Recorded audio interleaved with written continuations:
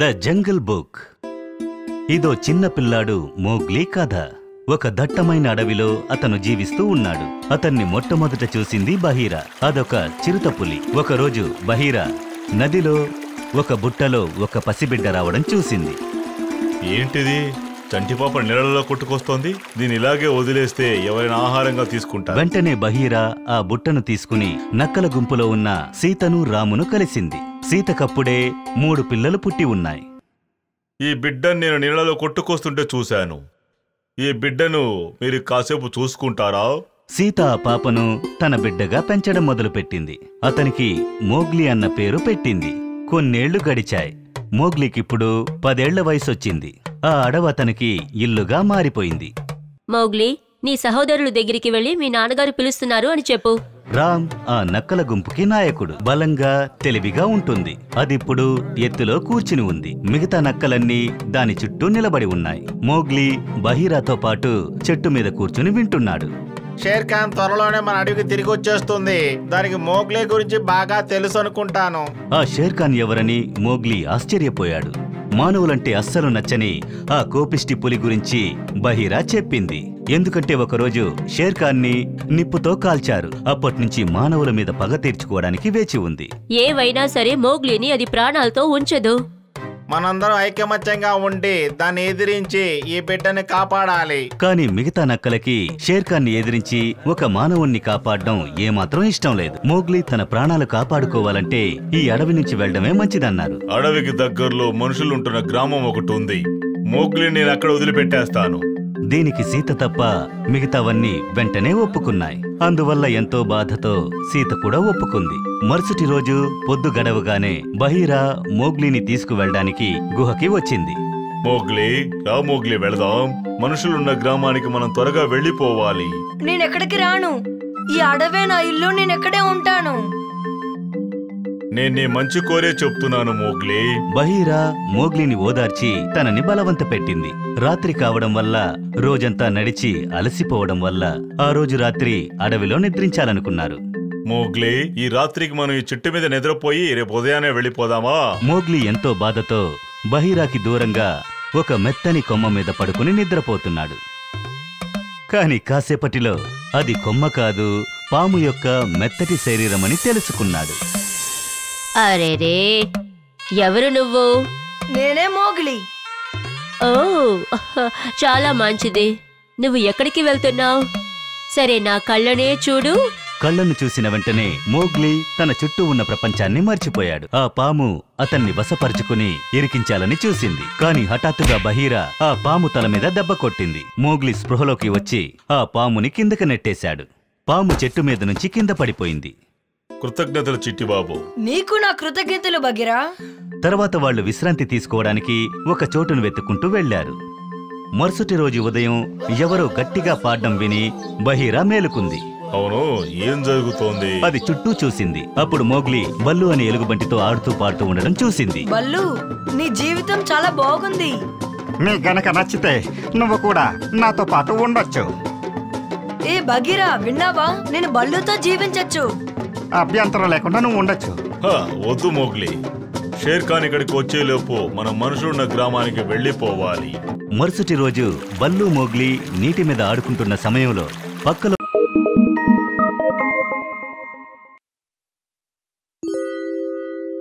The jungle book.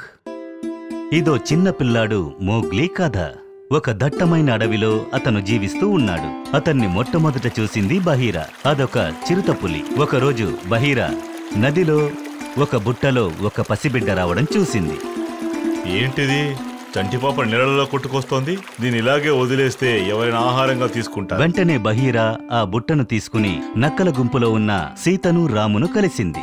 సీతకప్పుడే 3 పిల్లలు పుట్టి ఉన్నాయి. ఈ బిడ్డను నేను నీళ్ళలో కొట్టుకొస్తుంటే చూశాను.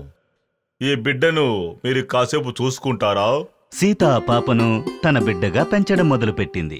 అతనికి మోగ్లీ అన్న పేరు పెట్టింది. కొన్నేళ్లు గడిచాయి. మోగ్లీకిప్పుడు 10 ఏళ్ల వయసొచ్చింది. ఆ అడవి అతనికి ఇల్లుగా మారిపోయింది. మోగ్లీ, నీ సహోదరుల దగ్గరికి వెళ్లి మీ నాన్నగారు పిలుస్తున్నారు అని చెప్పు. రామ్ ఆ నక్కల గుంపుకి నాయకుడు. బలంగా తెలివిగా ఉంటుంది. అదిప్పుడు ఎత్తులో కూర్చుని ఉంది. మిగతా నక్కలన్నీ దాని చుట్టూ నిలబడి ఉన్నాయి. మోగ్లీ బహీరాతో పాటు చెట్టు మీద కూర్చుని వింటున్నాడు. షేర్ ఖాన్ త్వరలోనే మన అడవికి తిరిగి వచ్చేస్తుంది. దానికి మోగ్లీ గురించి బాగా తెలుసు అనుకుంటాను. ఆ షేర్ ఖాన్ ఎవరని మోగ్లీ ఆశ్చర్యపోయాడు.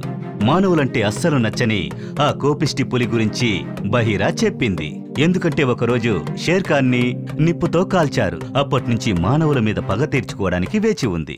ఏవైనా సరే మోగ్లీని అది ప్రాణాలతో ఉంచదు. మనందరం ఐకమత్యంగా ఉండి దాన్ని ఎదిరించి ఈ బిడ్డని కాపాడాలి. కానీ మిగతా నక్కలకి షేర్ ఖాన్ ని ఎదిరించి ఒక మానవుణ్ణి కాపాడడం ఏమాత్రం ఇష్టం లేదు. మోగ్లీ తన ప్రాణాలు కాపాడుకోవాలంటే ఈ అడవి నుంచి వెళ్లడమే మంచిదన్నారు. అడవికి దగ్గరలో మనుషులుంటున్న గ్రామం ఒకటి ఉంది. మోగ్లీ నేను అక్కడ వదిలిపెట్టేస్తాను. దీనికి సీత తప్ప మిగతావన్నీ వెంటనే ఒప్పుకున్నాయి. అందువల్ల ఎంతో బాధతో సీత కూడా ఒప్పుకుంది. మరుసటి రోజు పొద్దు గడవగానే బహీరా మోగ్లీని తీసుకువెళ్ళడానికి గుహకి వచ్చింది. మోగ్లీ వెళదాం. మనుషులున్న గ్రామానికి మనం త్వరగా వెళ్ళిపోవాలి. నేనెక్కడికి రాను. ఈ అడవే నా ఇల్లు. నేనెక్కడే ఉంటాను. నేను నీ మంచి కోరే చెప్తున్నాను మోగ్లీ. బహీరా మోగ్లీని ఓదార్చి తనని బలవంత పెట్టింది. రాత్రి కావడం వల్ల రోజంతా నడిచి అలసిపోవడం వల్ల ఆ రోజు రాత్రి అడవిలో నిద్రించాలనుకున్నారు. మోగ్లీ, ఈ రాత్రికి మనం ఈ చెట్టు మీద నిద్రపోయి రేపు ఉదయాన్నే వెళ్ళిపోదామా? మోగ్లీ ఎంతో బాధతో బహీరాకి దూరంగా ఒక మెత్తని కొమ్మ మీద పడుకుని నిద్రపోతున్నాడు. కాని కాసేపటిలో అది కొమ్మ కాదు, పాము యొక్క మెత్తటి శరీరమని తెలుసుకున్నాడు. అరేరే, ఎవరు నువ్వు? నేనే మోగ్లీ. ఓ, చాలా మంచిది. నువ్వు ఎక్కడికి వెళ్తున్నావు? సరే, నా కళ్ళనే చూడు. కళ్ళను చూసిన వెంటనే మోగ్లీ తన చుట్టూ ఉన్న ప్రపంచాన్ని మర్చిపోయాడు. ఆ పాము అతన్ని వశపరుచుకుని ఇరికించాలని చూసింది. కాని హఠాత్తుగా బహీరా ఆ పాము తల మీద దెబ్బ కొట్టింది. మోగ్లీ స్పృహలోకి వచ్చి ఆ పాముని కిందకి నెట్టేశాడు. పాము చెట్టు మీద నుంచి కింద పడిపోయింది. కృతజ్ఞతలు చిట్టిబాబు. నీకు నా కృతజ్ఞతలు బగీరా. తర్వాత వాళ్లు విశ్రాంతి తీసుకోవడానికి ఒక చోటును వెతుక్కుంటూ వెళ్లారు. మరుసటి రోజు ఉదయం ఎవరో గట్టిగా పాడడం విని బహీరా మేలుకుంది. అవును, ఏం జరుగుతోంది? అది చుట్టూ చూసింది. అప్పుడు మోగ్లీ బల్లు అనే ఎలుగుబంటితో ఆడుతూ పాడుతూ ఉండడం చూసింది. బల్లు, నీ జీవితం చాలా బాగుంది. నీకు గనక నచ్చితే నువ్వు కూడా నాతో పాటు ఉండొచ్చు. ఏ బగీరా, విన్నావా? నేను బల్లుతో జీవించొచ్చు. అభ్యంతరం లేకుండా నువ్వు ఉండొచ్చు. వద్దు మోగ్లీ. షేర్ ఖాన్ ఇక్కడికి వచ్చేలోపు మనం మనుషులున్న గ్రామానికి వెళ్ళిపోవాలి. మరుసటి రోజు బల్లు మోగ్లీ నీటి మీద ఆడుకుంటున్న సమయంలో పక్కలో ఆడుకుంటున్న కోతుల గుంపు మోగ్లీ కాళ్లను పట్టుకుని పైకి లేపాయి. నన్ను కిందకు వదిలంటున్నానా? ఎవరు వాళ్ళు? అవి ఇక్కడుంటున్న కోతుల గుంపు. బహీరా, నేను వాటి దృష్టి మళ్లిస్తాను. నువ్వు మోగ్లీని తీసుకుని వెళ్ళు. మోగ్లీ, త్వరగా వచ్చి నా వీపు మీద ఎక్కు. నేను త్వరగా గ్రామానికి తీసుకువెళతాను. ఆ సమయంలో షేర్ ఖాన్ ఆ అడవిలోకి వచ్చింది. వాడు అడవిని వదిలి బయటికి వెళ్లాల్సిన సమయం వచ్చింది తెలుసా? అవునవును, నాకు ఆ సంఘటన బాగానే గుర్తోంది. అదలా ఉంచండి. మీరు ఆ బిడ్డ గురించి ఏమైనా విన్నారా? ఆ మనిషి గురించి మాట్లాడకండి. షేర్ ఖాన్కి నువ్వు మాట్లాడేది వినబడిపోతుంది. మానవుడా, ఎక్కడున్నాడు? చిరుతపులితో పాటు మనుషులున్న గ్రామానికే వెళుతున్నాడు. పగ తీర్చుకోవడానికి ఇది మంచి సమయం అని షేర్ ఖాన్ అనుకుంది. అందువల్ల మానవుణ్ణి చంపాలని అనుకుంది. మరుసటి రోజు అడవి మధ్యలో బగీరా, నిప్పంటే ఏంటి? ఈ భూమి మీద వేడిగా ఉన్నది ఒక్కటే. దాన్ని ఎవరు తాకినా కాల్చేస్తుంది. మనుషులకు దాన్ని ఎలా సృష్టించాలో బాగా తెలుసు. షేర్ ఖాన్ భయపడేది ఎక్కువ. Alice in Wonderland. ఒక ఆదివారం మధ్యాహ్నం వేళ ఆలిస్ కి ఎంతో బోరు కొడుతోంది. తనతో ఆడుకుంటానన్న సోదరి పుస్తకం చదువుతోంది. అందువల్ల ఆలిస్ నడుచుకుంటూ వెళ్లి ఒక చెట్టు కింద కూర్చుంది. ఏం చెయ్యాలో అర్థం కాని పరిస్థితిలో అక్కడొక కుందేలు నడిచి వెళ్ళడం చూసింది. ఏంటిది? అరే, నాకు సమయం అయింది, నేను త్వరగా వెళ్ళాలి. కుందేలేంటి కోట్ వాచ్ అంతా వేసుకొని వెళ్తోంది? చాలా ఆశ్చర్యంగా ఉంది. ఇలాంటి అద్భుతమైన దృశ్యాన్ని నేను ఇంతవరకు చూడనే లేదు. ఆలిస్ ఆ కుందేలును వెంబడించింది. హే, ఆగు, నేను వస్తాను. ఆ కుందేలు భూమిలో ఉన్న ఒక గుహలోకి దూరింది. అది ఆ కుందేలు ఇల్లు. ఆగమంటున్నానా? ఆలిస్ ఆ గుహలోకి వెళ్లి ఆ కుందేలును వెంబడించింది. అరేరే, ఇక్కడ చాలా చీకటిగా ఉంది. అది ఎక్కడికి వెళ్ళుంటుంది? ఆలిస్ హఠాత్తుగా కింద పడిపోయింది. అప్పుడు తన చుట్టూ ఎన్నో విచిత్రమైన వస్తువుల్ని చూసింది. ఆ తర్వాత ఒక చిన్న రంధ్రం గుండా చిన్న చిన్న తలుపులున్న చోటికి వచ్చింది. హే, ఆగు! ఓ నో, తలుపు తాళం వేసింది. ఆలిస్ అక్కడ తాళాన్ని వెతికింది. ఇదిగో ఇక్కడుంది. ఈ తాళం పనిచేస్తుందనుకుంటా. ఎస్! తలుపు తెరుచుకుంది. అక్కడ ఆలిస్ ఒక అందమైన వనాన్ని చూసింది. వావ్, నేను అక్కడికి వెళ్లే తీరాలి, కానీ మళ్ళీ బయటికి రాలేనే. కాని ఆలిస్ ఆ రంధ్రంలో ఇరుక్కుంది. ఏం చేయాలో తనకి అస్సలు అర్థం కాలేదు. బయటికి ఎలా వెళ్ళాలి, తిరిగి ఎలా వెళ్ళాలో అర్థం కావటం లేదే. ఓ, ఎవరైనా నాకు సాయం చేయండి. ఆలిస్ ఏడవడం మొదలుపెట్టింది. కాసేపటి తర్వాత ఆ రంధ్రం చుట్టూ చూడగా టేబుల్ మీద ఒక బాటిల్ని గమనించింది. ఏంటిది? ఒకవేళ ఇది సహాయపడొచ్చేమో. ఆలిస్ దాన్ని కొంచెం తాగింది. వెంటనే చిన్న రూపానికి మారిపోయింది. అసలు ఇక్కడేం జరుగుతోంది? ఆలిస్ చాలా చిన్నదిగా మారిపోయింది. ఇప్పుడు తన కన్నీటిలో ఈత కొట్టుకుంటూ బయటకొచ్చే పరిస్థితి ఏర్పడింది. ఎలాగో అక్కడి నుంచి బయటకొచ్చింది. విచిత్రమైన చెట్టుల్లా ఉన్నాయే. అవి పువ్వులా కనిపిస్తున్నాయి. అవును, అవి పువ్వులే. నేను చిన్నగా మారటం వల్ల అవి నాకు చెట్టులా కనిపిస్తున్నాయి. ఆలిస్ అక్కడ తిరగడం చూసిన కుందేలుకి ఎంతో కోపం వచ్చింది. ఏ, సమయం అవుతుందని నీకు తెలియదా? ఇంట్లోకి వెళ్ళి ఒక జత గ్లౌస్, ఫ్యాను తీసుకొనిరా. ఇంట్లోకి వెళ్ళా? అవును, అది అక్కడుంది చూడు. త్వరగా త్వరగా. ఆలిస్ కి ఏమీ అర్థం కాకుండా కుందేలు ఇంటికి వెళ్ళింది. ర్యాపిడ్ ఆర్డర్ చేస్తే నేనెందుకు వినాలి? సరే, లోపలికి వెళ్ళి చూద్దాం. ఆలిస్ ఇంట్లోకి ప్రవేశించి గ్లౌస్, ఫ్యాన్ ఎక్కడుందో వెతికింది. టేబుల్ మీద ఒక కేక్ తో పాటు అది కూడా ఉంది. దీన్ని నేను తినొచ్చా? ఒక చిన్న పీస్ తినచూస్తాను. ఆ కేక్ లో ఒక భాగాన్ని తిన్న వెంటనే ఎంతో పెద్దదిగా మారిపోయింది. అరేరే, ఇప్పుడు నేను ఇక్కడి నుంచి ఎలా బయటికి వెళ్ళాలి? అరేరే, నా ఇంట్లో ఏముంది? కాపాడండి, కాపాడండి. కుందేలు సహాయం కోరిన వెంటనే మిగతా జంతువులు సహాయానికి వచ్చాయి. అన్ని ఇంట్లోకి రాళ్లు విసరడం మొదలుపెట్టాయి. నా ఇల్లు వదిలే బయటికి రా. నా వల్ల కాదు, నా మీద రాళ్లు విసరకండి. అప్పుడే తనకి అవి విసిరింది రాళ్లు కాదు, కప్ కేకులని అర్థమైంది. వాటిలో ఒకటి తీసుకుని తిన్నది. దాన్ని తిన్న వెంటనే మళ్ళీ పొట్టిగా మారిపోయింది. ఇంట్లో నుంచి తిరిగి చూడకుండా పరిగెత్తుకుంటూ ముందుకు సాగింది. అరేరే, నేను పెద్దదిగా చిన్నదిగా పెద్దదిగా చిన్నదిగా మారుతూనే ఉన్నాను. నేను మునుపట్లాగా మామూలుగా అయితే బాగుండు. నువ్వు ఎప్పట్లాగే మారగలవా? మాట్లాడుతున్నదెవరని ఆలిస్ అటు ఇటు చూస్తోంది. అది ఒక మష్రూమ్ మీదున్న క్యాటర్ పిల్లర్. కానీ అది మష్రూమ్ మీద ముందుకు వెనక్కి జారుతూ ఉంది. నా వల్ల అవుతుందా? కానీ ఎలా? ఈ మష్రూమ్ ని తిను. ఒక పక్క తిన్నావంటే నువ్వు పెరగగలవు, ఇంకోవైపు తిన్నావంటే నువ్వు తరిగిపోగలవు. మళ్ళీ ముందులా మారడానికి ఏ భాగం తినాలో ఆలిస్ కి అర్థం కాలేదు. వెంటనే క్యాటర్ పిల్లర్ మష్రూమ్ మీద నుంచి జారిపడి అక్కడి నుంచి వెళ్లిపోయింది. ఆకు, నేను పెద్దదాన్ని అవటానికి ఎట్నుంచి తినాలో చెప్పు. క్యాటర్ పిల్లర్ మాయమైపోయింది. ఆలిస్ కి వేరే మార్గం తోచక రెండు వైపులా తినడం మొదలెట్టింది. నేను ఇంతకు ముందు కంటే ఇంకా చిన్నదాన్ని అయిపోయాను. అయితే ఇది తింటేనే పెద్దదాన్ని అవుతారనుకుంటా. ఆలిస్ చెట్టంత ఎత్తుకి ఎదిగింది.